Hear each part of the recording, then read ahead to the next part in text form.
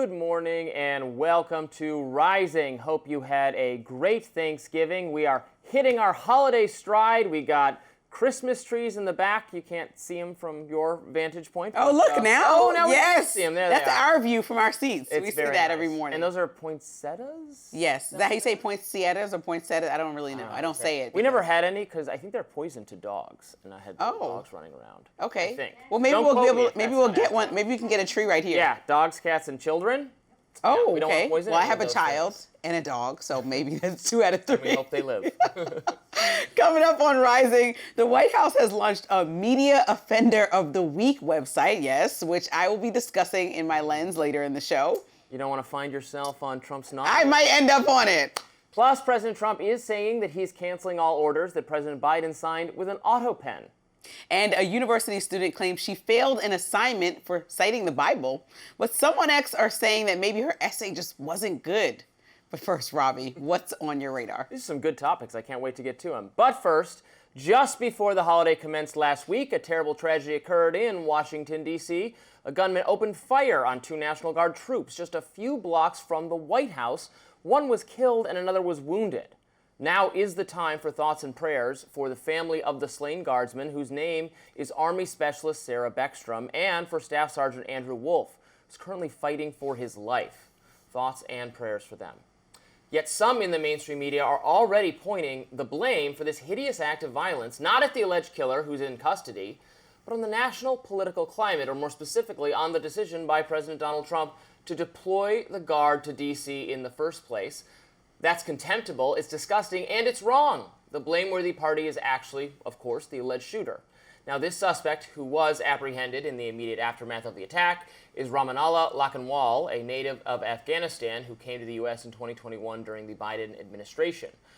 Lakhanwal is one of thousands of such people who were given high priority to come to the U.S. as American forces withdrew from Afghanistan.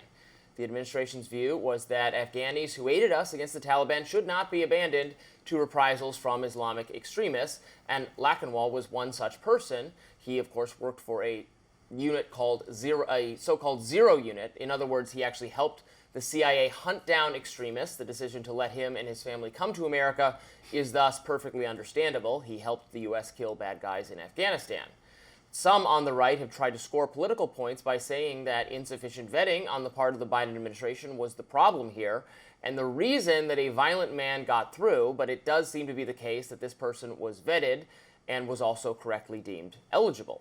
His descent into madness and violence occurred after he had moved to the U.S., according to reports. He stopped talking to his children, he secluded himself in a dark room, he took sudden cross-country road trips, in this case all the way from Seattle to Washington, D.C., where he allegedly committed this appalling crime. So it does not appear to be the case that he somehow got through into the U.S. when he shouldn't have. But by the same token, it's morally appalling to say that the mere presence of the National Guard in D.C. somehow inspired or encouraged the actions of this deranged person. Yet that is precisely what some in the mainstream media are suggesting. The Atlantic's Juliette Kayyem shamefully said the tragedy was avoidable and that Trump had been warned that members of the military could be attacked. She writes, there are costs to performatively deploying members of the military, one of which is the risk of endangering them. I mean, yes, in a sense, she's correct. It is true they could be attacked. Police can be attacked too. But we aren't going to abolish the police in order to protect the cops because their job is to help keep us safe. Having no army and no police force whatsoever would reduce the specific threat of violence against such authority figures, but only hardcore leftists think that's a good idea. It would make the rest of us less safe. The New Yorker's Jane Mayer had an even worse take, writing this on X. This is so tragic, so unnecessary. These poor guardsmen should never have been deployed. I live in D.C. and watched as they had virtually nothing to do but pick up trash. It was for political show, and at what cost? First, the implication that the decision to deploy the Guard to the streets of D.C. was some reckless miscalculation that put them in harm's way is just patently absurd. But I also object to the idea that they had virtually nothing to do but pick up trash. Well, some of what the police do is just standing around. It may look like they're doing nothing to you. What they're actually doing is deterring opportunistic crime. There are fewer carjackings and shopliftings if the police are nearby. There are fewer muggings and stabbings and spontaneous fights breaking out. I live near a CBS, and there's usually a police car parked in front of it. That cop may seem like he's doing nothing. He often is doing nothing. But what he's actually doing is decreasing the likelihood that a bunch of teens will rob that store, as they had previously. Now, look, is this the right job for the National Guard? Okay, it's fine if you think they should not be deployed for that reason. Perfectly willing to have that conversation. You're free to say that. You are not free to say that the presence of the Guard has had no discernible benefit. As political strategist Logan Dobson pointed out on X, National Guard deployed to D.C. on August 11th. From August 11th through today, there have been 24 D.C. homicides. In the identical time period last year, there were 61. The National Guard have absolutely saved lives in D.C. It's an insult to say they've done nothing. Indeed, they are heroes for what they are doing. And again, our thoughts and prayers are with those who were shot and injured and killed in the recent attack. Yeah, I think that it's important to start with that sentiment because you and I haven't talked about this. So sending, first and foremost, thoughts and prayers to Sarah Beckstrom's family, one of the National Guard members that was actually killed, but also I read from Attorney General Pam Bondi that Sarah actually volunteered to work on the Thanksgiving holiday and raised her hand to do that, and to be killed in the line of duty, whether you think National Guards should be here or not, is to me always, and you and I agree on this often, is always the wrong time to have some politically charged conversation. When we were in limbo, I know because I was filling in on the Hill on News Nation, and we didn't know if the person was alive because we were getting the wrong information from West Virginia leadership. Right. The governor initially reported they had both been killed and had to walk that back. It's a good reminder to just hold your fire, people. You don't need to be first. You need to even be if right. You're not opining anything political, just wait till we got our facts straight to say anything. Exactly. Is a good lesson. And I think with families on edge, knowing how many different people were deployed in the National Guard all over D.C. and not knowing the names of the people, for a tweet like that to go out from leadership was unfortunate. But just the entire circumstance of what happened over was supposed to be a beautiful time of coming together is tragic. At the same time, the president's response to send up to 500 more troops to D.C., I don't think is the correct response. And not because there should be some fear from our National Guard of coming to D.C., a place where the president has jurisdiction possibly to make that decision. We know he's in the middle of a case right now where it was deemed illegal for him to have National Guard on the street, and they're waiting until December 11th to move forward, giving his team a chance to appeal that decision. But the National Guard are reservist troops that come here. And so you said you're welcome to having the conversation about them being here and what they actually do. I mean, they have limited power and they can't even enforce any laws. They can't make arrests. And so, yes, the presence, I will agree with you. Seeing them as somebody who moves around D.C. very freely now, whether I'm driving or taking the train, seeing them actually makes me feel protected and safe. And I'm sure other people scared to do any actions they might think otherwise. Disincentivizing bad public behavior. Certainly. That's what their presence is doing. But understanding the actual role of what a reservist troops look like and actually can do, a criminal who wants to move forward will know, well, they can't technically be tackled and taken down and arrested by a National Guard member. And so that might not deter them. Well, they can be tackled and taken down, and then they can be detained. They can call the other police to come arrest them. Yeah, but if they run away, it's like, what do we do? Like, what are the exact parameters? Which is why when you bring in If federal, they run away, they're going to get chased and tackled and detained until. Look, but my point is, it is offensive to say that Trump. You might think this is not a good use of their time, and that we shouldn't send more troops. That's perfectly fine. I to some extent agree with that.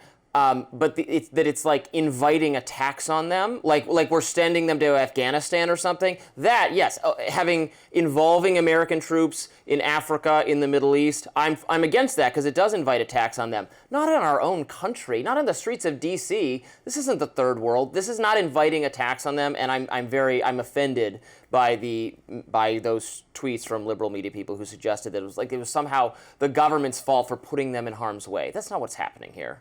We're going to keep talking about this. Up next, President Trump says he will be terminating President Biden's orders that were signed by an AUTOPEN. We'll be right back. President Trump said that he's issuing a sweeping recall of former President Biden's executive actions that he says were signed illegally by the now infamous AUTOPEN. Trump took to Truth Social on Friday, writing, any document signed by Sleepy Joe Biden with the AUTOPEN, which was approximately 92% of them, is hereby terminated and of no further force or effect. He went on, I am hereby canceling all executive orders and anything else that was not directly signed by crooked Joe Biden because the people who operated the AUTOPEN did so illegally. Joe Biden was not involved in the AUTOPEN process, and if he says he was, he will be brought up on charges of perjury. It's important to note the use of an AUTOPEN itself is not illegal. Trump himself has used the AUTOPEN in the past, but he argues it was used by people around Biden to circumvent a mentally declining president. Now, last month, House Republicans did urge the DOJ to investigate Biden's executive actions signed by the AUTOPEN, saying that they were viewed as orders as void, arguing there wasn't proper written approval from Biden. But former President Biden has consistently denied that allegation, saying earlier this year that, quote, "I made the decisions during my presidency. I made the decisions about the pardons, executive orders, legislation, and proclamations. Any suggestion that I didn't is ridiculous and false." As for the claim that Biden's denials amount to perjury, Biden has not publicly testified under oath regarding the AUTOPEN, making any charges of perjury unlikely to stick. Additionally, there's no public record of how many documents were signed with the AUTOPEN during Biden's presidency.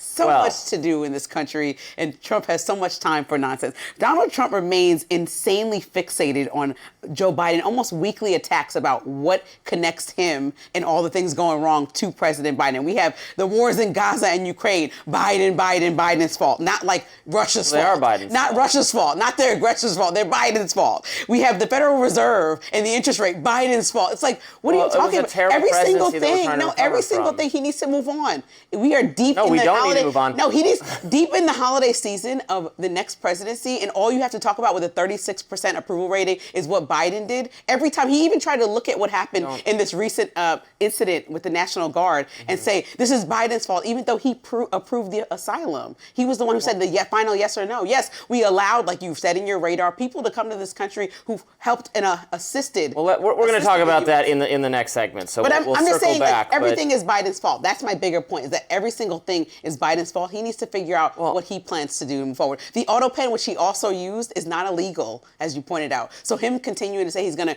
take the time out of his day to eradicate everything that Biden has accomplished because he used the AUTOPEN, same thing that Obama used, same thing that he's used, is ridiculous. But it's different in Biden's case because Biden was not mentally competent and didn't know what he was doing and wasn't present for his presidency, and so he's our suspect. Now, I don't know whether this contention by President Trump will stand up in, I suppose, court. I suppose it eventually would come before the Supreme Court to make a determination whether the Biden pardons were valid. I would hope that they are not, because I think Biden's decision to pardon his family members and Dr. Fauci were catastrophic, and I do not think Dr. Fauci should be pardoned, and I think he should be, in fact, investigated for the origins of the pandemic. So I would love to have these things undone. Now, do I think that argument is likely to prevail? I'm not convinced by Republican arguments in that direction, because Biden clearly had the authority to pardon whoever he wants. As the president has that power. Trump has made use of that power to pardon a lot of people. Biden has that power. I don't. The people I would be most eager to walk the pardons back for are the people he was clearly aware that he was pardoning. Fauci, January 6th committee people, his family members. If he's aware of anything, he's aware he pardoned his son Hunter. It's very clear that he did. So whether it was done with, the AUTOPEN just you touch it and it signs it, right? It's a machine that basically replicates your signature. Yeah, so it's not. It would be invalid, I guess, if he handed that pen to someone else and they used his signature. But we're not presenting any evidence that that's what happened. And you can't haul him up for perjury because he didn't make the statement under oath. But I don't know. I would need tremendous countervailing evidence that someone other than him used the pen, and they haven't presented that, other than Biden's own mental confusion about what he was doing, and which again is not nothing, but doesn't seem so likely to me to stand up in court. I wish it would, because the pardon of Fauci in particular, in my view, should be walked back. If we're going to go over pardons, just to park that in the parking lot, we should not pardon the entire January 6th criminals that committed criminal activity. So we should certainly review Trump's mental capacity to pardon those people that. Whoa. Okay, I don't support pardoning those people, but Trump had the authority to pardon them. Yes, and so was he alert and available in the mind enough to? Lindsey, And then of course he was. He certainly doesn't remember pardoning the crypto billionaire that he pardoned. We talked about that. He went on an interview and said, "What? My son just told me about something, and I don't even know who that is." You don't know who the crypto billionaire that helped terrorist organizations fund themselves. That's another example. But again, I was giving you an example. It should make you uncomfortable because it's not right that he doesn't know who he's pardoning. So the AUTOPEN is something. Biden know he couldn't recall. He didn't know that they both can't recall. The cash for he kids doesn't recall judge. this. He doesn't know this crypto guy. So they both can't recall. So that's an equal. I'm just giving you apples to apples. Yeah. Yes. Right. So if he's going to go on this rampage about Biden and do the same exact things that he said publicly and then argues that his mental capacity is at top tier, even though he just got the MRI and won't release the results, then we need to expect that we should be treating presidents the same. And if we're not expecting him to explain every single one of his pardons, we certainly shouldn't ask Biden to do the same thing because Biden has done interviews. Biden seems perfectly available. The man is fighting cancer right now. And so give him the space to fight his cancer battle and hopefully win his cancer battle. But instead, President Trump wants to spend hours of time and resources on pursuing every single thing he can in relation to President Biden. I call that a little bit of obsession when there are many things on the docket that he should handle. And I know you don't like when I bring it back to real life issues, but as we hit the holidays and Americans are struggling and he has a 36% approval rating, now is high time to focus on the issues that you said you would deliver on as we end the first year of your presidency. I just, for the life of me, I don't understand why getting to the bottom of whether U.S. funding was responsible for the origins of the pandemic that killed millions of people should not be somewhat of a priority. And the pardon of Fauci stands in the way of that. Oh my gosh. It's not a trivial thing. You have to let it go. It was the most catastrophic thing that happened in 100 years. COVID was catastrophic. You can't tell me to let COVID go. I'm not telling you to let it go. It was a big thing. I'm not telling you to let it go. I'm saying that it could have been handled better. But here we are. What do you want to do? I want to avoid Biden it from tried his happening best. again. Trump, I guess, tried his best when he was in office during the pandemic. People really did the best. I'm not talking about the mitigation efforts. I'm talking about the creation of the disease itself, plausibly alleged to have been in a lab that received U.S. funding that Fauci signed off on. He pardoned That's Fauci what I'm concerned because about. Trump goes after his political enemies, whether you have information and facts that are true or not. Just like he's presenting this argument about the AUTOPEN with no real information or facts that someone other than President Joseph Biden signed them papers with an AUTOPEN or pushed the button. He's presenting facts about wanting to pursue Dr. Fauci for a variety of reasons that are all personal. President Trump doesn't like Dr. Fauci, and nobody wants to spend the time pursuing the COVID doctor 5 years after COVID when people have other things that they would like to do. But the funding is ongoing. What if COVID? He didn't run again? on pursuing Does he do the same Fauci. thing? He didn't run on pursuing. I don't care. Fauci. I don't care. I just want it done. Doing that because it's important. Because I want to avert another pandemic that kills millions of people. I mean, it's not personal. I don't want that to happen again. And it seems we're all on the same page. And Fauci is. Well, we're not all on the same page if we're not. I don't want doing any analysis of how this happened. These issues happening, you can't cut funding to the same people that do the research for these issues never happening. I'm cutting the president and DOJ. We're trying to cut the research caused it. No, that's not the only thing we're cutting funding for. The president tried to slash endless funding that will go looking into preventing another disease like COVID. So if he's really concerned about preventing that happening again, it's not pursuing Dr. Fauci and putting him in jail. If we'd done less research, we would not have had COVID in the first place. It seems like the best possible case for doing less scientific research, in my view. Up next, President Trump promises to permanently pause migration from third world countries after the deadly National Guard shooting in D.C. Don't go anywhere. President Trump is now saying that he will pause migration from all third world countries amid this deadly National Guard shooting that happened last week. The suspect in the shooting was an Afghan national who worked with the CIA during the war and came to the U.S. during its withdrawal from the Middle Eastern nation.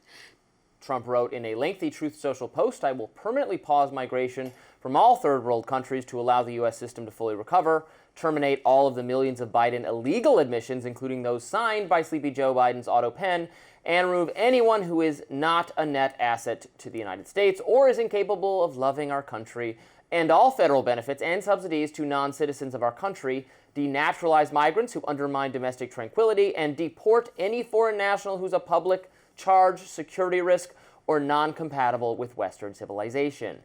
He continued, quote, "These goals will be pursued with the aim of achieving a major reduction in illegal and disruptive populations, including those admitted through an unauthorized and illegal AUTOPEN approval process. Only reverse migration can fully cure this situation." The Wall Street Journal's editorial board went viral on X this week. The board wrote in part, quote, "Tens of thousands are building new lives here in peace and are contributing to their communities. They shouldn't be blamed for the violent act of one man. Collective punishment of all Afghans in the U.S. won't make America safer, and it might embitter more against the United States. Yeah, and I think that's particularly resonant here because the alleged attacker seems to be just insane. As I went over in my radar, it was not. It doesn't seem, and I was looking out for this, that he was insufficiently vetted, right? That he had harbored anti-American views that should have been caught before he was brought to the country. He worked with the CIA to track down the Taliban. Right. It sounds like he's gone crazy. Subsequently, he doesn't speak to his children. He takes random trips across the country. He does crazy person things. I don't know under what system of immigration you could possibly catch someone who develops a mental illness later. That could happen to someone not just from the third world. That could happen to someone coming here from France or Sweden or the UK or wherever. It could happen to someone who just lives here. It doesn't seem, and I can hear the skepticism of conservatives, but it just doesn't seem to be tethered to his status as an immigrant or as an Afghan national. So I'm not sure this makes the best case for doing that. Now, I certainly agree with parts of what Trump said in terms of, yes, I don't want to bring people here who are incompatible with Western civilization or who mean us harm. More scrutiny, more vetting, that's absolutely perfectly fine. If there are illegal aliens here undermining our country or harming us or stealing welfare benefits, as we're going to go over in a bit, get them all out, that's fine. But yes, I agree with the Wall Street Journal that we shouldn't practice collective punishment for Afghani refugees. And this is not the right response to match the moment, I think. Like when you say more vetting, this alleged criminal who shot the National Guard members was vetted. And so this is not an appropriate response. In June, this is not the first time the president has done this. So in June, remember he released a travel ban covering 19 countries, including Afghanistan. And so that still also, things like that don't change the response of somebody coming here and as leadership has said that they were radicalized once they got here. So what happens when somebody comes to the U.S. and 10, 15, 20 years later. And also another, for the numbers part of it, the Associated Press reports that there are 50 million foreign-born residents in the U.S. And studies found that immigrants are generally way less likely to commit crimes than people that are actually born here. But that's a large number. I know we always talk about it, like obviously there's less immigrants than people that live here, but their numbers don't match to what U.S. crimes are being committed based on per capita. And so if we're looking at collectively punishing millions for the acts of a select few or even one in this instance, to me that's not the correct response. When people and migrants come here and actually give to our economy, migrants come here and work, immigrants come here and work a variety of jobs that we talk to when we talk about Trump's issues that he's pushing forward and how that's affecting migrants and migrant labor and big businesses in this country. And so I don't think that this is the correct response. I think this is a scared response, and it doesn't make our country look great when a lot of people are living here and productive members of our society.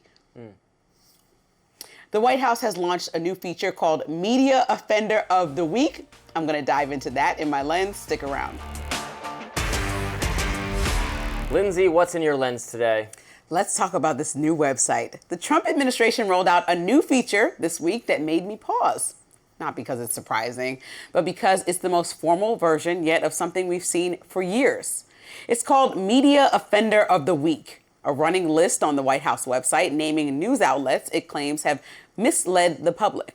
The banner splashed across the top reads, misleading, biased, exposed. That's the headline. But the real story is what it signals. So this week, the administration singled out the Boston Globe, CBS News, and The Independent as its first offenders, along with a, quote, hall of shame for repeat violators. Those people are CNN, MSNBC, or MS Now, Politico, the Associated Press, and even us at The Hill. We caught a stray. The White House says this is about holding the media accountable. But let's be honest. This is about controlling the narrative, especially as the president faces backlash for his own words. And those words matter. The latest uproar stems from Trump's response to a video of 6 Democratic members of Congress urging service members to refuse illegal orders and honor their oath to the Constitution. Trump posted on Truth Social, quote, seditious behavior punishable by death, and even reposted another comment that read, hang them. That's the kind of rhetoric that would dominate news cycles in any democracy. So now we're watching the White House punish the press for covering it. But this didn't start with a website. This is the culmination of a years-long pattern of belittling, mocking, and outright attacking journalists for simply doing their jobs. Just remember these moments. Because they let him in. Are you stupid? Are you a stupid person? Quiet. I'm not thinking, Mr. That's President. okay. I know you're not thinking. You never do. I'm sorry? I'll tell you what, CNN should be ashamed of itself having you working for them. You are a rude, terrible person. That's not just a bad attitude. That's bad policy. Since the start of his second term, the administration has used lawsuits, shutdowns of government-funded outlets, and new physical restrictions that actually block journalists from key government spaces. Sometimes it targets specific outlets, other times it bans press altogether. Either way, it breaks bipartisan precedent and undermines the public's right to know. So what's really happening here? Two things. First, he's trying to control the narrative. If the public stops trusting journalism, then they're left with only one version of the truth, the administration's truth. Second, weakening the watchdog. So journalism is supposed to challenge power, not fear punishment from it. You can disagree with coverage, you can even call out inaccuracies, but when a president builds a digital hall of shame to intimidate reporters further, mocks them on camera, and limits their access to the government they're meant to hold accountable, that's not okay. A free press doesn't always make leaders comfortable. That's the point of it. And if the administration is naming offenders of the week, let's remember targeting the messenger doesn't make the message any less true. He's making a list, checking it twice. This is ridiculous. You don't find this? The Hill is on it. You should be offended. Find it ridiculous. Okay, thank you. The Hill is because The Hill is a prestigious, amazing. Who wrote a column for The Hill? He put us on there as a repeat offender. Yeah, I tried to click through to see what meant by that, and I was. He didn't have any description. Right. I wanted The Hill to have an entire 20 page. I wanted maybe more detail. And maybe he doesn't understand how journalism works. Like when you have an opinion piece, at the top it says these views are not associated. Right. The Hill runs opinion pieces by left-wing people, right-wing people, moderate people. So does the New York Times. It runs My Radars as columns. It's not, so the columns that are being run should not be an example of the bias of the organization. That's true for any media organization. So yes, I agree with you. I think this is quite silly overall. Very much so. They did this. And I know that because this is just more. Like if you want to be a media company, be a media company. You're the White House. You can, and the White House, I think, should not have a cozy relationship with the press, nor should agencies of the federal government. This is why nobody wanted to sign the Defense Department's thing that we agree will never say anything critical about you or report information you don't want us to report. It's just not how journalism works. Not going to do it. Trump's White House is far from the first White House to have an uncomfortable relationship with the press. Obama didn't like the press coverage he got. Bush didn't like the press coverage he got. Biden didn't like the press coverage he got. But Trump gets the criticism and then gives it back to them with equal vigor. Are you stupid, girl? That's what he said this week. Right. He's insulting, but he feels insulted. He insults back. She asked the question. He said, "Are you stupid?" That's not, I don't know how's a question insulting him? Like they have a pattern of just being condescending and extremely rude. And that's just one issue because some people think that his rude behavior is funny. I don't find it that entertaining at all. But also the actual incidents that have happened, like trying to pull funding from public broadcasting, which I know that you don't care about. So we'll move on quickly. No, I care about it. I'm glad. You're glad we're doing it. Support okay, it. Fine. But like, reporters not being able to access the Department of War unless they sign some ridiculous agreement. Yeah, that I criticize. That's ridiculous. Like kicking the AP out of the press pool for a little bit because he didn't like what they said. Like suing ABC and like suing CBS and 60 Minutes and winning these lawsuits, but still putting them on the enemies of the list and using this money to fund his personal library. These are all things that are not presidential behavior. These are all things that when someone says something wrong about you, you are trying to make people scared to do it again because you're trying to make an example out of these networks or these reporters. I would think as a reporter who's just trying to do their job. For defamation and because the thing that George Stephanopoulos said was incorrect. Right. So George has that same right as everyone else. Yes, but even with CBS, he went after CBS because of a pause in a moment when Kamala was talking about her foreign policy. So that's ridiculous. Yeah, and they paid him millions of dollars. My point is some of these things have, in my view, more legitimacy than others. But he's done many things that would I think propel an argument that he's trying to. Yes, it's like if you watch The Breakfast Club, Charlemagne the God has Donkey of the Day. It's a radio entertainment show. The president is not an pointing attack out on anyone. It's just pointing out who's the idiot of the day. So the president is calling press who's reporting on him the idiot of the day. Amendment rights. No, I don't think that's right for the president if he's doing it. Again, he has the right to do it. He has the right to do it, but also I have the right to say this is foolish. And again, I have the right to point to that same 36% approval rating and him spending yet another day on something nonsensical. Would you agree that this is not the top of the priority list? Well, I don't. He probably got some intern to do it. No, actually, two leaders from DOGE, which is now a defunct agency, I guess, went over to his Department of Building Websites, and I'm paraphrasing what it's actually called, but that's what they do. And so I think they probably were working on this. If I had to call out, and so if you want people getting paid by the government who used to work for DOGE building stuff like this, continue shelling out the money because you get so annoyed about how we spend government funds. I don't think this is what they're working on. They are working on building and fixing government websites, and this is one that just went up. Is that not a valid? This is the first website that I'm seeing in the last week since that was announced. We have no, unless you know something. I don't know a direct line, but if they oversee the proper working. I thought they were working on websites, by which I mean making them easier for constituents and citizens to use, and for people to this is the flagship of the week. Go through them to get benefits and things you think are important. The government benefits flowing to the people, making that. I mean, the Obamacare website, if you remember, was a disaster. Yes, I remember the ancient history of the Obamacare. You keep bringing that up. I'm talking about today. A new website went up. Okay, and somebody worked on it. Okay, so I don't know. We're going to find out who tomorrow. Right. I'm going to come to the table. That's a tremendous waste of their time if they were on that. And I'm happy to criticize it if it's the case, but we have no information that that's what they were working on. That's not my understanding of what they were working on. They're working on Obamacare website from 10 years ago. No. That's your understanding? I'm something like that. There are other websites. Like, name one. Because the Obamacare is old and the Republicans don't want it. So why would a Republican administration have people working on a new healthcare website when they don't even want to fund healthcare? The president recently said this week, no, I don't think we should move forward with them subsidies. So he wants healthcare to be extremely high. We might as well just plan on getting rid of Obamacare. If you're a Republican, you shouldn't work on websites to make it easier. Social Security has a website. I mean, making the Department of Transportation's website better, or making housing and urban development, that could be beneficial to people. People use those services. We have no information that that's what they're working on. So again, they could just work on this media bias website. They could be working on this media bias website, is my point. Right, we both don't know. Wildly speculating. We're just wildly speculating, because they're certainly not working on healthcare. So I want you to stop referencing Obamacare, because they're certainly not working on that. I was referencing something that was once broken, the website, and it was a legitimate use of some government employee's time to fix it. And that could be the case again. Could be.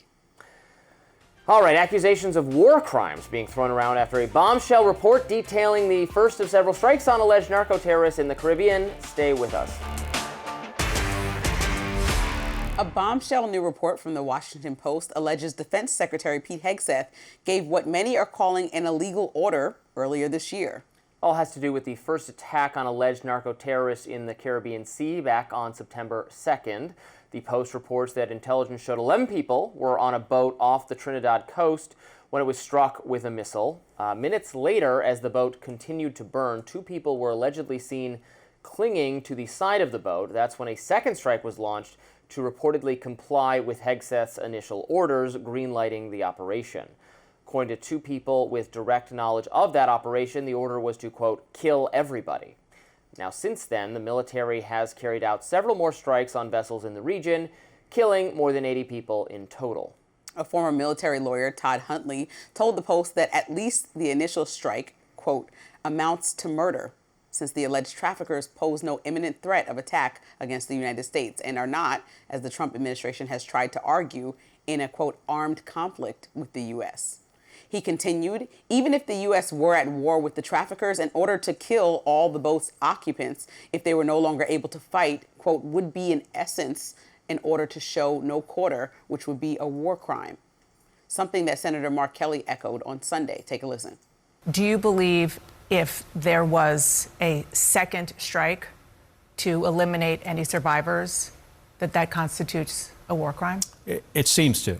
If that is true, if what has been reported is accurate, I've got serious concerns about anybody in that chain of command stepping over a line that they should never step over.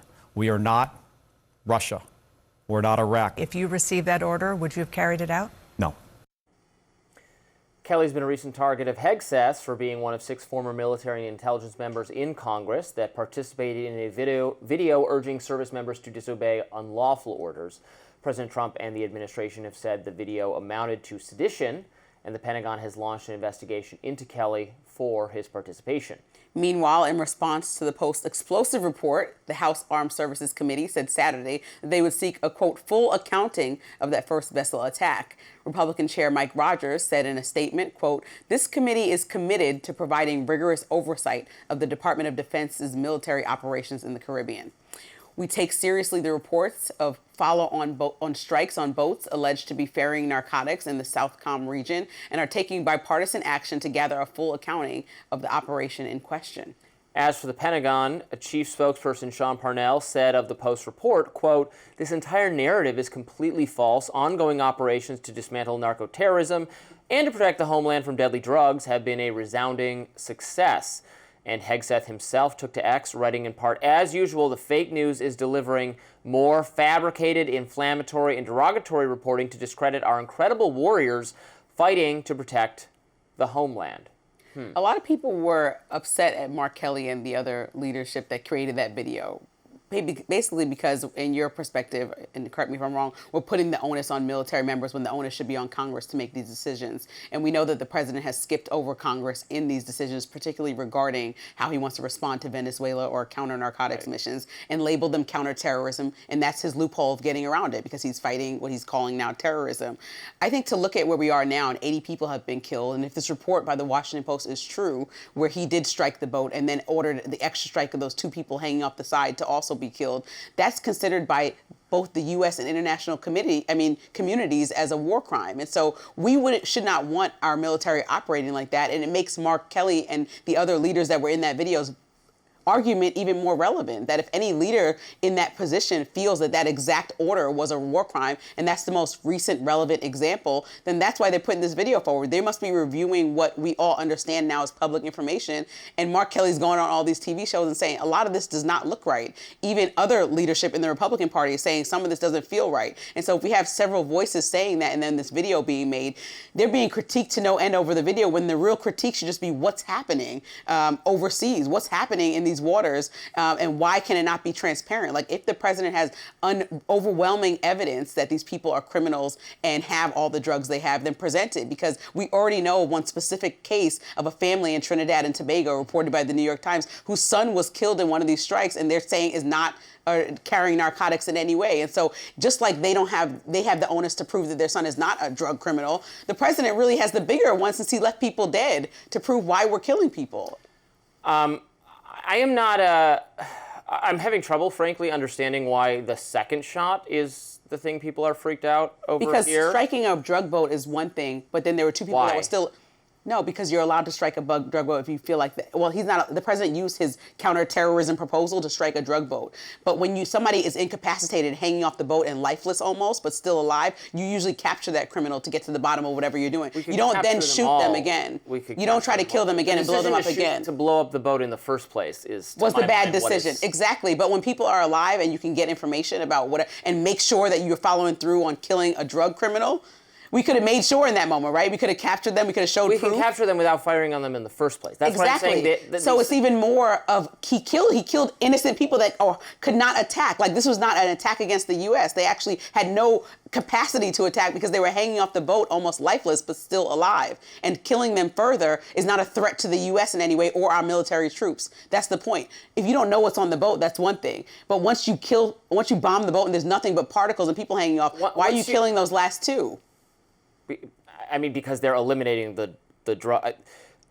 Once they've fired on the ship, I don't know why it matters that they're... I mean, this, in the same way, this is double tap, right? This is our drone strikes in the Middle East do the same thing. When they take out when they, being our government, including under Biden and very much so under President Barack Obama, chose to eliminate some terrorist leader and blow up some building and kill everybody else in the building, or everybody else at the wedding. Didn't we hit a wedding once? Causing massive additional casualties.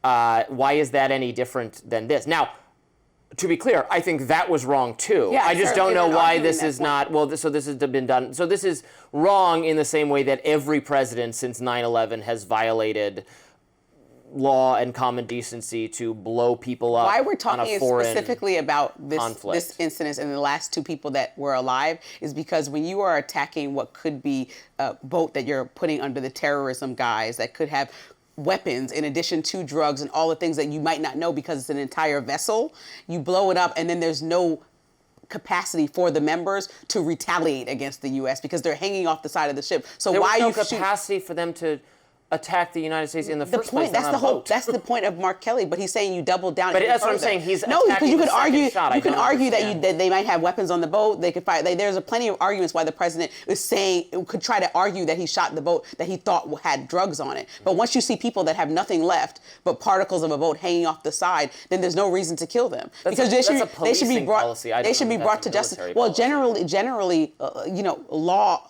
This is handled by law. This is not handled by the president pulling the trigger and making a decision, right? I'm just saying. So that yes, you're right. This whole finishing off the ship. Either finishing off the ship or blowing up the ship are both the same issue for me. Okay, well, it's all in one. Was focused on the second shot, which I don't because those left two people killed that couldn't even fight back for themselves, so we don't even know that they were attacking. We have to make it a fair fight. That's ridiculous. No, we can't just. If we're blowing up the ship, we're blowing up the ship. We should not agreeing to blow up the ship. We should not count on people surviving, and we are making the decision to kill those people. Well, certainly now, for transparency. I think that certainly for is transparency, suspect, the people that survive would provide information. That's certainly, or they wouldn't, and we would still the same way we catch any other terrorist. So certainly the people that provide would be valuable to transparency in the United States. Let me back up here. My problem with this is that Congress has not signed off on the overthrow of the Venezuelan regime or a war against, a literal war against drug traffickers, has not designated them as such. Congress is providing no oversight. It is the role of Congress to structure these things and then for the president to carry out this operation. If Congress were to vote and say we regard these drug boats as an attack on the United States, we are declaring war on them, then Trump would have, in my view, the authorization to do exactly what they just did in this strike. That decision is being made without congressional oversight or without Congress voting to do it is what I have a problem with, not really the manner. I have a problem with the manner in which it's being carried out because Trump could, under law enforcement, have those people detained, have the boat seized and investigated. Just blowing them up and killing everyone would be fine if it was an actual war declared by Congress, but it's not. So that's my problem. But I've just found that if we're blowing them up, we're killing them. It's not. We should not expect anyone to survive. It's weird to do so, in my view. So I was confused by that. Up next, an Oklahoma University student claims she received an F grade on an essay because she cited the Bible. This created a lot of excitement, interest, and debate on social media. We'll be right back after this to discuss. Turning Point USA is stepping in after an Oklahoma University student says that she was given an F on an assignment because she cited the Bible. The student, Samantha Fulnecki, had to write a 650-word essay reacting to an article about societal gender expectations for her psychology class. TPUSA's OU chapter wrote in part on X. In her essay, Fulnecki argued that traditional gender roles should not be considered stereotypes. She cited the Bible to support her stance that eliminating gender in society would be detrimental because that would put people farther from God's original plan for humans. Now, Fulnecki also wrote that pushing the idea that there are multiple genders and that anyone can be whatever they want is, quote, demonic. The instructor, Mel Kurth, wrote in an online grading platform, quote, to call an entire group of people demonic is highly offensive, especially a minoritized population. Kurth also encouraged the student to, quote, apply some more perspective and empathy moving forward and to use methods appropriate to empirical psychology. Per the news outlet, The Oklahoman, the assignment was evaluated on whether the paper showed a clear tie-in to the assigned article, whether the paper had a thoughtful reaction or response, and if it was clearly written. TPUSA and Fulnecki argued she is being discriminated against and penalized for her beliefs. Now, some online, on the other hand, just don't think her essay was good at all. Journalist Zayed Jilani wrote on X, Turning Point embarrassed this poor girl when she really needs tutoring. And political commentator Richard Hania wrote that her essay has literally no other arguments than the Bible. He continued, quote, you have to pass students who only cite religious faith for their opinions now, or they're victims of discrimination.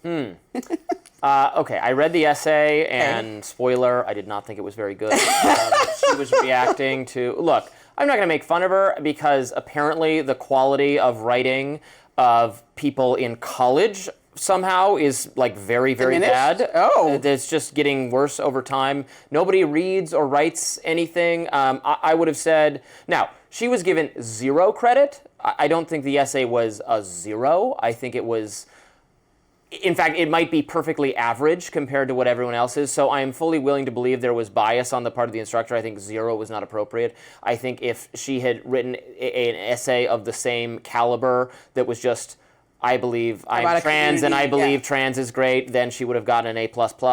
So that's all fair enough. But the essay did not, there was no synthesis, and it was only 650 words. It was not grammatically terrific. I would evaluate it at about an 8th grade level, 8th or 9th maybe.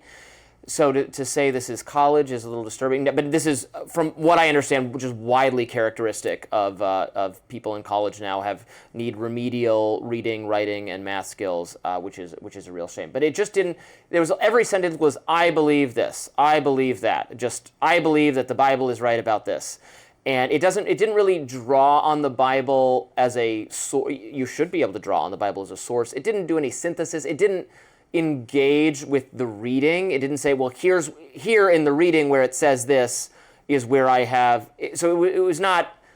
It wasn't that I thought her opinion was invalid or should be penalized, and the instructor, by giving her a 0, I think kind of did that.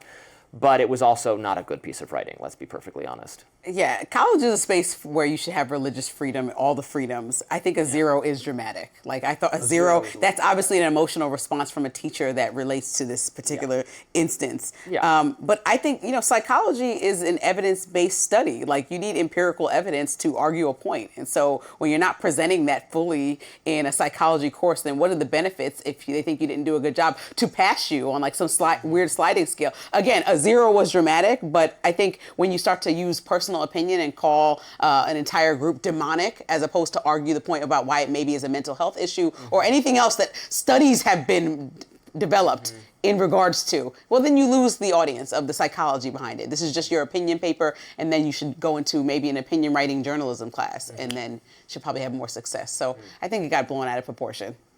Well, that does it for us today on Rising Live. Thanks for watching, and look out for more exclusive YouTube content coming your way later today. And be sure to like, share, and subscribe to the Hills YouTube channel so that you never miss any content. And for those of you who like to listen while on the go, we're now available anywhere you listen to podcasts, and we're just getting started this week. See you back here